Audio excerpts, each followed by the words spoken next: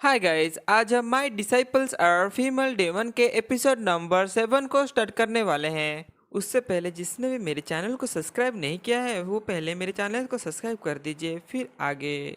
Story के starting में हम देखते हैं थाडेडर को, जो कि बोलता है जाओ मेरे साथियों और इन दोनों घमंडी लड़कियों को मार डालो। थार एल्डर की यह बारी बातें सुनकर उनके जितने भी सारे लोग होते हैं वो सारे लोग उन दोनों लड़कियों को मारने के लिए उनकी तरफ बढ़ने लगते हैं। फिर तभी यूजुफू तभी अपना एरे फॉर्मेशन को स्टार्ट कर देती है। फिर यह चीज देख के यूसान भी मुस्कुराने लगती है। फिर तभी हम देखते हैं जैसे ही वो सारे लोग इस फॉर्मेशन के अंदर आ जाते हैं वैसे उनको पता चल जाता है कि ये एक ट्रैप है। सो इस वजह से वो वहां से भागने की कोशिश करते हैं, लेकिन फिर तभी याजीफू सोल अब्जॉर्प्शन एरे को स्टार्ट कर देती है अपने पावर से। फिर हम दूसरी तरफ देखते हैं उन सारे लोग को जो कि ये चीज देख के बहुत ज्यादा घबरा जाते हैं। फिर तभी हम देखते हैं उन सभी का एक साथ ही उनका सिर फूट जाता है। ये चीज देखकर थर्ड एडर थर थर कांपने लगते हैं और कांपते हुए बोलते हैं ये तो सोल अब्जॉर्प्शन एरे है। अब तो मैं कुछ भी नहीं कर सकता क्योंकि इनके पास जो एरे है उसको मैंने कभी मास्टर ही नहीं किया और मुझे उसके बारे में ज्यादा कुछ पता ही नहीं है। अगर ऐसा ही चलता रहा तो मैं बहुत जल्दी ही मारा जाऊंगा। थर्ड एल्डर फिर यह सोचकर यूजुफू से पूछने लगते हैं तुम्हारा रिलेशनशिप क्या है सोल ईटर के साथ और तुम कैसे सोल समनिंग एरे को यूज कर सकती हो। दूसरी तरफ हम देखते हैं विजिफू को जो कि थर्ड एल्डर की कोई भी बातें नहीं सुनती और वो अपने फॉर्मेशन को एक्टिव कर देती है। फिर यह चीज देख कर थर्ड एल्डर भी बहुत ज्यादा घबरा जाते हैं और उसके आगे गिड़गिड़ाने लगते हैं कि मुझे नहीं मारो, मैं तुम्हारा बहुत काम का आऊंगा। लेकिन यूजिफू एक भी बात नहीं सुनती और उसके अंदर से जितने सारे खून होते हैं और जितनी सारी उसकी ताकत होती है वो सबको खींच लेती है अपने एरे फॉर्मेशन के माध्यम से। इतने खतरनाक फॉर्मेशन से भी थर एल्डर मरा नहीं होता है। फिर यह चीज देखे याउसेन अपना तलवार से उसके धड़ को उसके सर से अलग कर देती है। फिर यूसेन यूजुफू को चिल्लाते हुए बोलती है फूफू तुम्हें अभी भी बहुत सारी चीजों को इम्प्रूव करने की जरूरत है। मुझे लगता है कि तुम्हें ये सारी चीजों को इम्प्रूव करने के लिए और भी बहुत सारे साल लगेंगे और जो तुम्हारा करंट एबिलिटी है वो मास्टर के एबिलिटी से बहुत ज्यादा कम है। मैं तो इसको कंपेयर भी नहीं कर सकता कि कितना कम है। फिर यह बात सुनकर यूजीफू मुंह फुलाते हुए बोलती है तुमने क्या कहा, मुझे और भी ज्यादा इम्प्रूवमेंट की जरूरत है? तो फिर जाओ मेरे लेवल का कोई एरे मास्टर ढूंढ के मेरे पास लेके आओ। फिर यह बात सुनकर यूसेन भी बच्चों जैसा चेहरा बनाते हुए बोलती है कि फूफू मैं तो तुम्हारे साथ मजाक कर रही थी, तुम तो इतनी ज्यादा गुस्सा हो गई। फूफू सॉरी। फिर यह बात सुन के यूजीफू बोलती है अब मस्का मत लगा, चल चलते हैं रेड सन सेक्ट में जो कि युआन सिटी में है। फिर सीन चेंज हो जाता है और हम देखते हैं एक घर को जहाँ पर डेमन एम्परर बैठ के कल्टीवेशन कर रहा होता है। फिर तभी डेमन एम्परर बोलता है मैंने कभी ये एक्सपेक्ट भी नहीं किया था कि मैं एक ही दिन में 2 बार ब्रेक थ्रू कर लूंगा। फिर यह चीज सोचकर डेमन एम्परर हंसते हुए बोलता है कि ऑसम, मैं तो वाकई बहुत टैलेंटेड हूँ।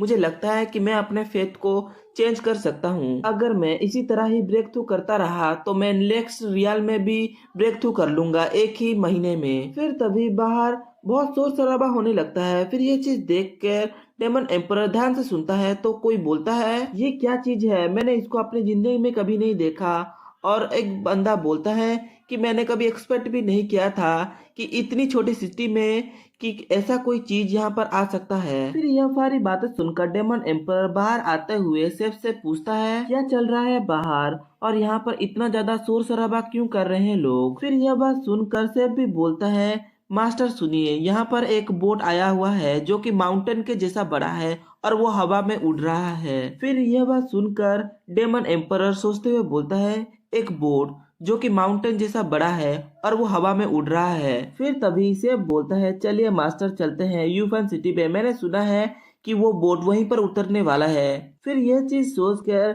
डेमन एम्पर भी बोलता है ओके ठीक है चलो चलते हैं। फिर हम देखते हैं कुछ देर बाद का समय को जहाँ पर चीफ बहुत ज्यादा थका हुआ होता है और वो बोलता है वेस्ट मास्टर मेरे लिए रुकिए, आप बहुत जोर से चल रहे हैं। फिर तभी सेब मन में सोचते हुए बोलता है हे भगवान ये इंसान है या फिर क्या, मेरा कल्टीवेशन इसका कल्टीवेशन से बहुत ज़्यादा है लेकिन मैं अभी भी इसका स्पीड को मैच नहीं कर पा रहा हूँ।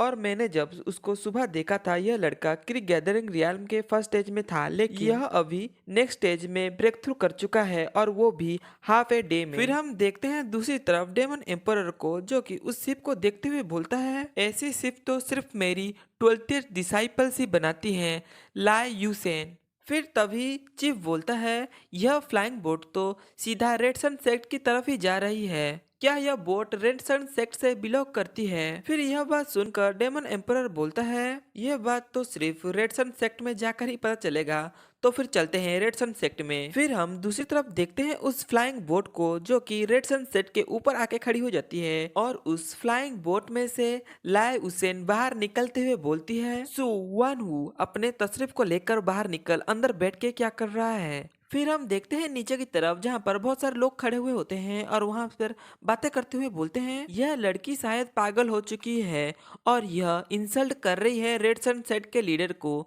जो कि सेंट रियल में भी ब्रेक थ्रू कर चुकी हैं, और ऐसे वो बुला रही है जैसे कि उसको मरने का डर ही नहीं है। और उनमें से और एक बंदा बातें करते हुए बोलता है, यह तो बहुत शर्मनाक बातें हैं सू हुआन हुई के लिए, जो कि ऐसे पब्लिक में कोई भी औरत आकर उसको इंसल्ट कर रही है। फिर हम दूसरी तरफ देखते हैं डेमन एम्परर को, जो कि लाई हुसैन को देख के बहुत ज्यादा खुश हो जाता है और वो मन में सोचते हुए बोलता है कि आखिरकार मैंने अपने फर्स्ट डिसाइपल को ढूंढ लिया। हाय गाइस, मैं आप सभी को सॉरी कहना चाहता हूँ क्योंकि मैंने 1 मंथ से कोई भी वीडियो अपलोड नहीं किया है, क्योंकि मेरा जो माइक था उसको मेरे कुत्ते ने काट के तोड़ दिया था। सो ऊपर से मेरे पास पैसे भी नहीं थे कि मैं एक न्यू माइक खरीद सकूं। लेकिन अभी मैं जॉब करता हूं और मेरे पास कुछ सैलरी आई है, सो उससे मैंने एक न्यू माइक खरीदा है। सो मैं अब से डेली बेसिस पे वीडियो अपलोड किया करूँगा। सो अगर आपको मेरी वीडियोस पसंद आती हैं तो मुझे सब्सक्राइब कर दीजिए। Thank you.